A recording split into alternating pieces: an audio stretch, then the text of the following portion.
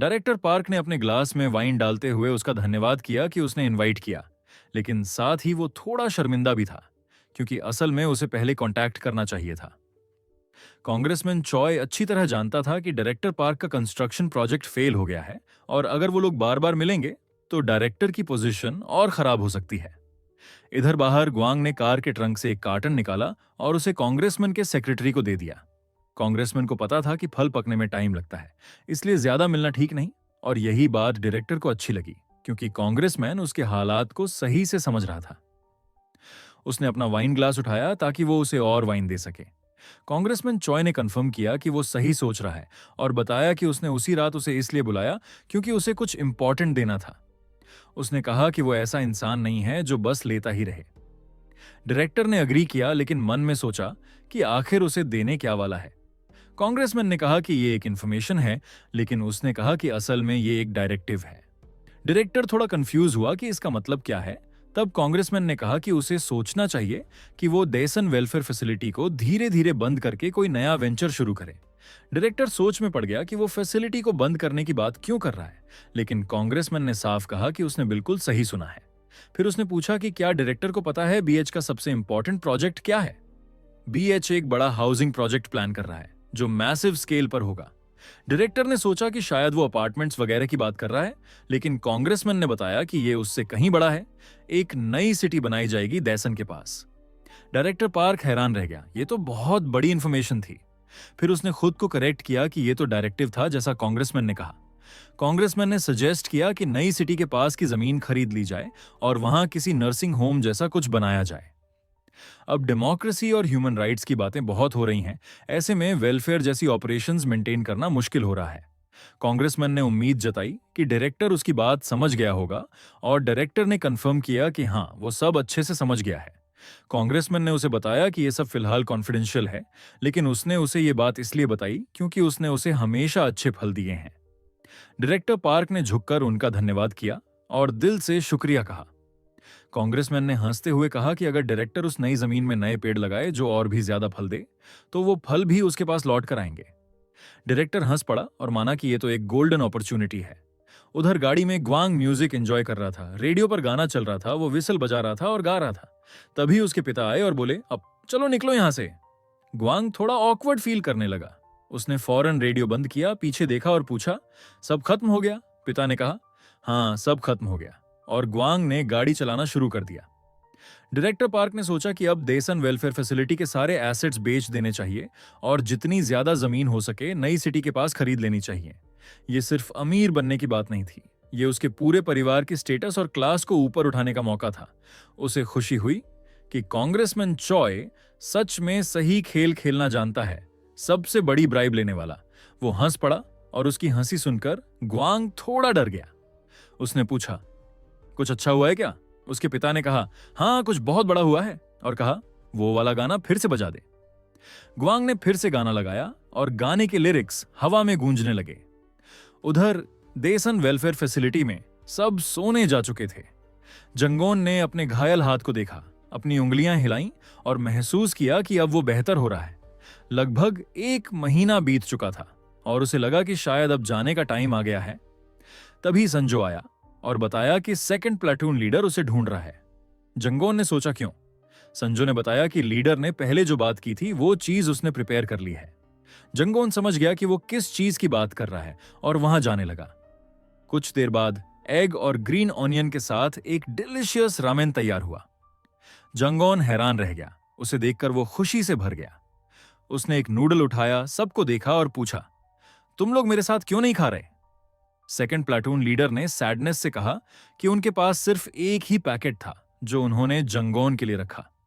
जंगोन ने उनका दिल से धन्यवाद किया क्योंकि ये उनके लिए बहुत कीमती था, पर सब उसे सैडनेस से देख रहे थे। एक दिन पहले वो परेशान थे क्योंकि चांग हार गया था और सोच रहे थे अब क्या किया जाए। सेकंड प्लाटून लीडर ने क्लैरिफाई किया कि यह सिर्फ हार नहीं थी, बल्कि वो अब जंगोन के साथ मिल गया है और अब वो जरूर जान जाएगा कि इस सब की प्लानिंग इन्हीं लोगों ने की थी। फिफ्थ प्लाटून लीडर टेंशन में था और चांग को गालियां दे रहा था क्योंकि उसने साइड चेंज कर ली थी और उनका पूरा प्लान खराब कर दिया। फर्स्ट प्लाटून लीडर सोच रहा था कि किसी ऐसे इंसान पर गुस्सा निकालने का क्या फायदा जो खुद ही अपने होश में नहीं है। इससे तो कोई बेनिफिट नहीं मिलने वाला। फिफ्थ प्लेटून लीडर परेशान था कि अगर जंगोन ने बदला लेने की कोशिश की तो वो क्या करेंगे। सेकंड प्लेटून लीडर ने समझाया कि चांग ने भी उसे मारने की कोशिश की थी, लेकिन उसने उसे जाने दिया। इसलिए उसे लगा कि वो लोग भी माफी मांग सकते हैं। एक और लीडर को लगा कि सिर्फ माफी मांगना शायद असरदार ना हो, लेकिन सेकंड प्लाटून लीडर ने क्लैरिफाई किया कि सिर्फ माफी नहीं, बल्कि कुछ ब्राइब भी देना चाहिए। फर्स्ट प्लाटून लीडर सोचने लगा कि आखिर वो किस तरह की ब्राइब देंगे। तो सेकंड प्लेटून लीडर ने कहा कि कुछ ऐसा जो जंगोन को पसंद हो। इधर जंगोन सूप पीता है, पॉट नीचे रखता है और खुशी से कहता है, इट्स डिलिशियस। फिर वो सेकंड प्लेटून लीडर से पूछता है कि उसने कहा था खाना खाने के बाद कुछ बात करनी है। सेकंड प्लेटून लीडर थोड़ा नर्वस था और बोला कि यह बात चांग वाले इंसिडेंट को लेकर है। जंगोन ने अग्री करते हुए कहा कि उसने उस पागल लड़के को कहा था कि वो स्पाई है और उसे मारने भेजा था। क्या वही बात करनी थी? यह सुनकर सारे लीडर्स चौंक गए और जल्दी से उससे माफी मांगने लगे। उन्होंने प्रॉमिस किया कि वो दोबारा ऐसा कुछ नहीं करेंगे, बस वो सब भूल जाए। लेकिन जांगोन ने बहुत कैजुअली कह दिया, ठीक है, कोई बात नहीं, जिससे सब शॉक में आ गए। सेकंड प्लेटून लीडर सोचने लगा कि क्या वो इतनी आसानी से माफ कर रहा है? क्या सिर्फ सच्ची माफी ही सोल्यूशन था? लेकिन जो भी रीजन रहा हो, वो खुश था कि मामला सुलझ गया। फर्स्ट प्लेटून लीडर ने जंगोन की तरफ देखा और कंफ्यूज्ड हो गया कि ये कैसे इतनी इजीली माफ कर सकता है। असल में जंगोन अंदर से बहुत नाराज था क्योंकि ये लोग उसके पीछे से गेम्स खेल रहे थे। लेकिन अब वो जल्दी ही इस जगह से निकलने वाला था, तो उसे फर्क नहीं पड़ रहा था। पर उसने एक सवाल पूछा, क्या तुम लोग सच में इस हेल जैसे जगह में रहना चाहते हो? उसे पता था कि अकेला वही नहीं था जिसे जबरदस्ती यहां लाया गया है, और बाकी सबने भी अग्री किया कि वो सही कह रहा है। जंगोन ने पूछा, क्या सिर्फ इसलिए कि तुम्हें एक आर्म बैंड और थोड़े स्नैक्स दिए गए हैं, तुम्हें घर वापस जाने की इच्छा नहीं रही? क्या बाहर कोई तुम्हारा इंतजार नहीं कर रहा होगा? फिफ्थ प्लेटून लीडर ने कहा, हो सकता है कोई कर रहा हो। फोर्थ प्लेटून लीडर सोचने लगा कि भले ही उसके घर वालों ने उसे निकाल दिया था, लेकिन अगर वो इतना टाइम से घर नहीं गया तो उसकी मां जरूर उसे ढूंढ रही होगी। लेकिन फर्स्ट और सेकंड प्लाटून लीडर चुप रहे और कुछ बोले ही नहीं। ये देखकर जंगोन को एक अजीब एहसास हुआ, जैसे उसने अनजाने में किसी ऑर्फन ग्रुप से पूछ लिया हो कि क्या उन्हें अपनी मां की याद नहीं आती। तो अब साफ था, ये लोग भी डैसान वेलफेयर फैसिलिटी के ही विक्टिम्स हैं, जिन्हें जबरदस्ती इस नर्क में डाला गया है। जो भी हो, जंगोन ने उनका रामेन के लिए थैंक यू कहा, क्योंकि वो सच में टेस्टी था। अब बात खत्म हो चुकी थी, तो वो निकलने वाला था। उसके मन में कोई सिंपैथी नहीं थी, क्योंकि इन लोगों ने उसी को मारने की साजिश रची थी, ऊपर से नए रिक्रूट्स को भी टॉर्चर किया। जाते जाते उसने इनसे एक सवाल और पूछा, क्या तुम्हें अपनी हालत देखकर शर्म नहीं आती? स्टॉप हैरासिंग दोज रिक्रूट्स, वो भी तुम्हारी तरह ही पकड़े गए हैं, और याद रखो, बिना आर्म बैंड के तुम भी उन्हीं जैसे हो। यह सुनकर फर्स्ट प्लाटून लीडर गुस्से में आ गया। उसने टेबल पर हाथ मारा और चिल्लाया, बस कर, चुप हो जा। बाकी लीडर्स घबरा गए। फर्स्ट प्लाटून लीडर ने उसकी तरफ देखा और कहा, तू खुद ही बोल चुका था कि तेरी बात खत्म हो चुकी, तो अब क्यों बोल रहा है? जंगोन ने उसे घूरा, स्मर्क किया और पूछा, तुझे बुरा इस बात से लग रहा है या डर लग रहा है? अब उसे समझ आ गया कि फर्स्ट प्लाटून लीडर उसे इतना क्यों नफरत करता है, क्योंकि वो डरता है इस बात से कि बिना बैज के वो भी बस एक नॉर्मल रिक्रूट ही है। जंगोन ने खुश होकर बोला, और अब तो मैं खुद आर्म बैंड पहनकर प्लेटून लीडर भी बन चुका हूं। यह सुनकर फर्स्ट प्लेटून लीडर और भड़क गया। वो जंगोन की तरफ दौड़ा और चिल्लाया, तू क्या जानता है मेरे बारे में और मेरी हालत के बारे में? लेकिन जंगोन ने उसे जोर से किक मारी और वो दूर जाकर गिर पड़ा, दर्द से कराहा उठा। जंगोन ने चिल्लाकर कहा, गेट अ ग्रिप, क्या तुम अपनी पूरी जिंदगी इसी वेलफेयर सेंटर में बिताने वाले हो? फर्स्ट प्लाटून लीडर ने धीरे से कहा, मेरे पास कोई नहीं है। जंगोन चौंक गया, क्या? फर्स्ट प्लाटून लीडर रोने लगा और बोला, कोई नहीं है मेरा जो बाहर मेरी फिक्र करता हो, ना मम्मी पापा, ना भाई बहन। जब मैं बाहर काम करता था, लोग मुझे नीचा दिखाते थे, और कोई लड़की भी मुझे कभी पसंद नहीं करेगी। जंगोन ने उसकी हालत को देखा और पूछा, तो क्या तू इस गंदगी जैसी लाइफ में जीना चाहता है, सिर्फ एक आर्मी बैंड की ताकत से? लेकिन उसने कोई जवाब नहीं दिया। जंगोन ने डिसाइड किया कि अब वो और कन्विंस नहीं करने वाला। स्टबन लोगों से उलझने का कोई फायदा नहीं। जैसे ही वो निकलने लगा, सेकंड प्लाटून लीडर ने पीछे से आवाज दी, अगर फिर से रामेन लाया तो बुला दूं? जांगोन ने मुस्कुराकर कहा, नो नीड, इट्स फाइन। फिर बोला, मैं तो बस इस जगह से कल निकलने वाला हूं, इसलिए रूम छोड़ दिया। तभी फर्स्ट प्लाटून लीडर ने जल्दी से दरवाजा खोला, जंगोन की तरफ देखा, गाली दी और उसकी तरफ बढ़ने लगा। जंगोन पीछे मुड़ा और सोचने लगा कि अब क्या इश्यू है, लेकिन जैसे ही उसने उसे देखा वो शॉक्ड रह गया। फर्स्ट प्लाटून लीडर हाथ में एक ब्रिक लिए खड़ा था, उसे सिर पर मारने के लिए रेडी। उसने जंगोन को गाली दी। जंगोन ने इंस्टिंक्टिवली अपने इंजर्ड आर्म से अपना चेहरा ढक लिया और टेंशन में आ गया। लेकिन तभी वो चौंक गया जब ब्रिक सीधा उसके हाथ पर आकर लगा। उसने गुस्से में कहा, रुक जा। वो ब्रिक उसके प्लास्टर को चीर देता है। अब जंगोन और भी ज्यादा परेशान हो जाता है और गुस्से में पूछता है, तू कर क्या रहा है? फर्स्ट प्लाटून लीडर घबरा गया, लेकिन फिर भी उसने ब्रिक को फिर से उठाया, इस बार पूरी ताकत से वार करने के लिए तैयार। ये देख जंगोन पूरी तरह भड़क गया। उसने उसे घूरा, जोरदार किक मारी, कई पंचेस मारे और उसे दूर फेंक दिया। उसे गुस्सा इस बात का था कि जब उसका आर्म फाइनली ठीक होने लगा था, तभी ये उस पर वार कर बैठा। जंगोन उसके पास गया और गुस्से में उसे कन्फ्रंट किया। अब फर्स्ट प्लाटून लीडर डर गया और सोचने लगा कि अब क्या करे। उसे याद आया कि बाकी लीडर्स ने कहा था अगर जंगोन से माफी मांगे तो वो छोड़ देगा। तो वो फौरन घुटनों पर बैठ गया, माफी मांगने लगा, बोला, आई एम सॉरी, दोबारा नहीं होगा, प्लीज छोड़ दो। लेकिन जंगोन ने गुस्से में पूछा, क्या तू पागल है? मेरा ऑलरेडी इंजर्ड हाथ तोड़ने की कोशिश कर रहा था और अब माफी मांग रहा है? फर्स्ट प्लाटून लीडर ने जस्टिफाई करने की कोशिश की, मैं हाथ पे नहीं कहीं और एम कर रहा था। यह सुनकर जंगोन स्टन्ड रह गया, मतलब उसका टारगेट सिर था। उसने पूछा, तू मुझे सीधा मारकर खत्म करना चाहता था क्या? फर्स्ट प्लाटून लीडर ने बोला, नहीं, ऐसी बात नहीं है।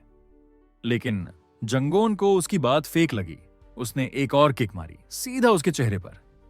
जाते जाते जंगोन ने पीछे मुड़कर उसकी तरफ देखा और बोला, ताकि तुम्हें साफ समझ आ जाए, तुम मेरे सिर को ही टारगेट कर रहे थे।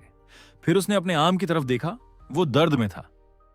अब उसे और सावधान रहना पड़ेगा क्योंकि जल्द ही वो ये जगह छोड़ने वाला था।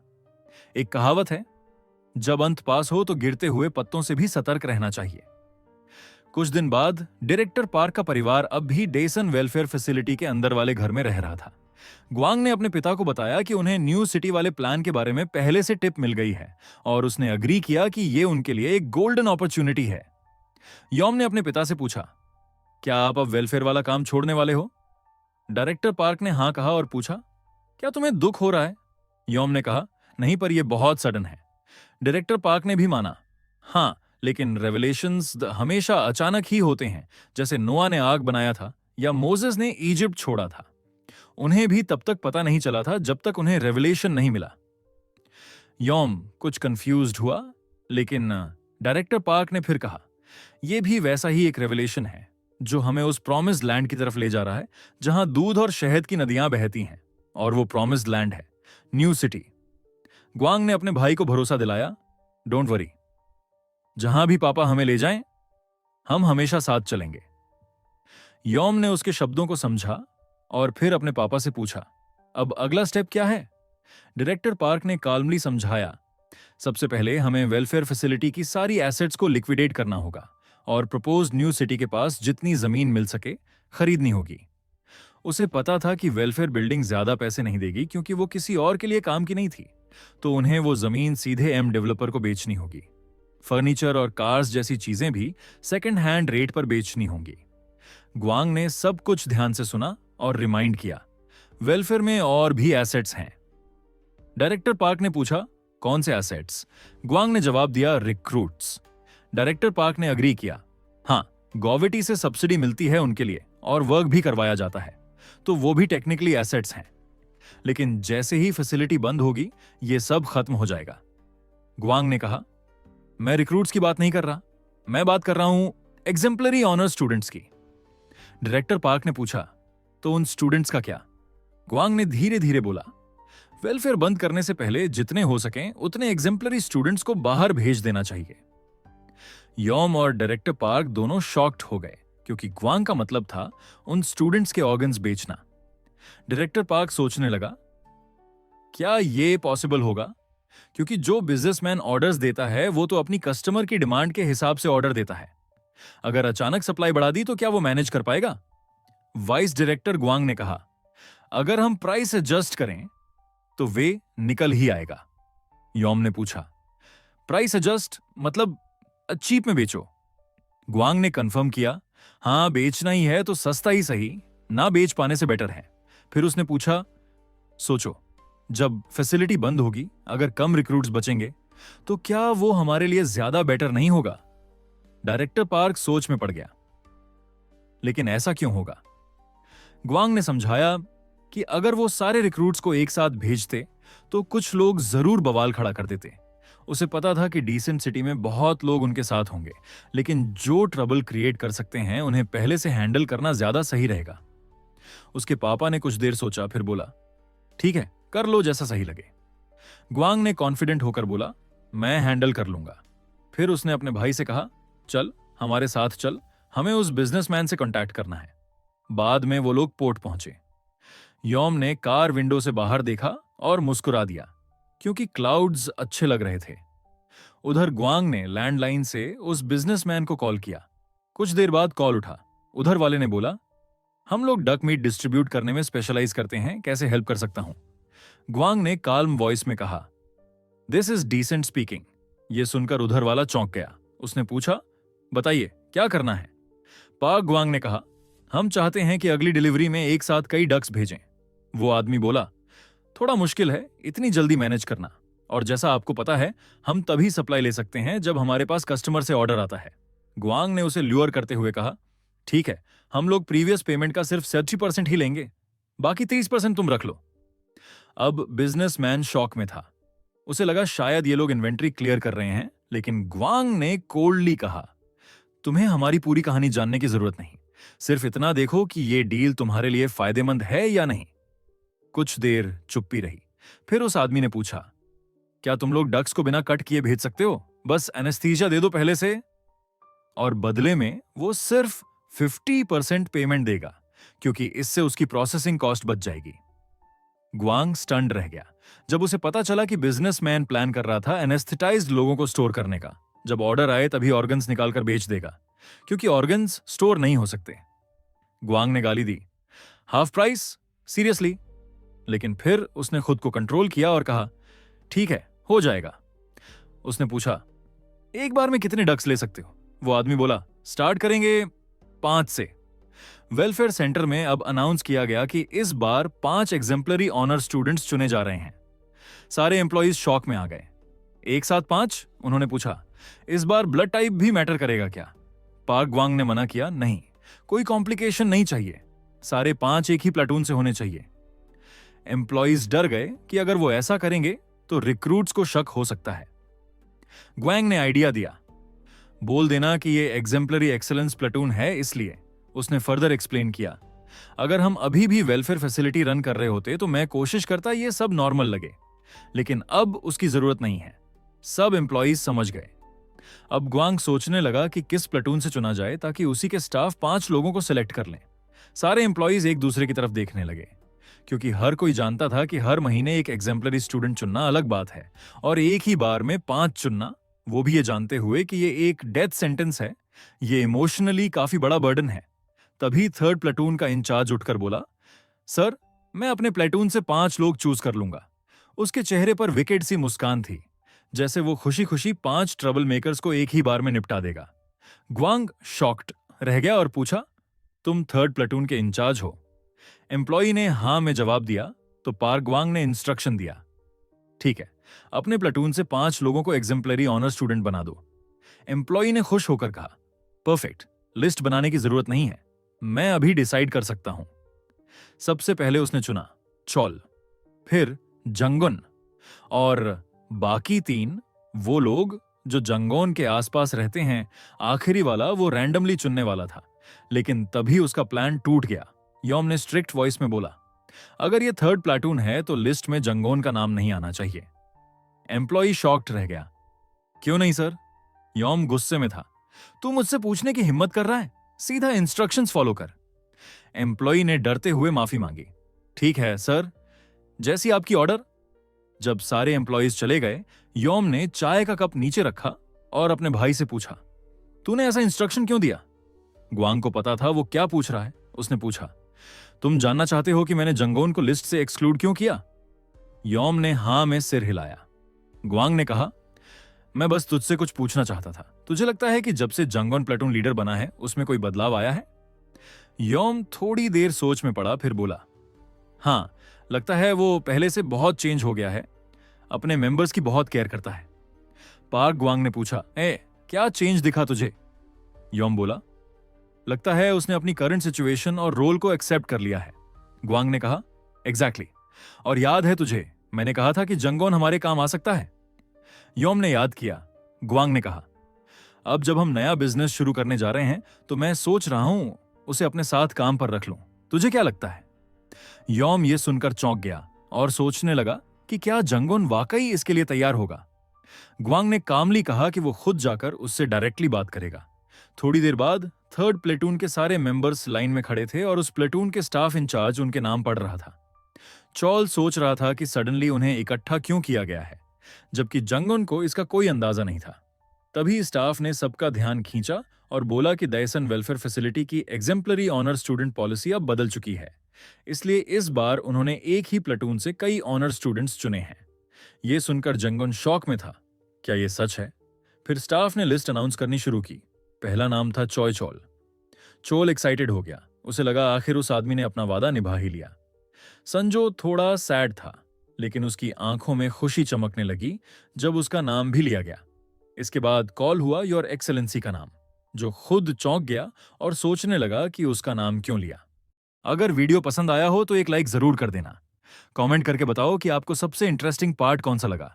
और हाँ, अगर अभी तक चैनल को सब्सक्राइब नहीं किया है तो जल्दी से कर लो। बेल आइकॉन को भी प्रेस कर देना ताकि कोई भी अपडेट मिस ना हो। मिलते हैं अगले वीडियो में। तब तक के लिए टेक केयर और कीप स्माइलिंग।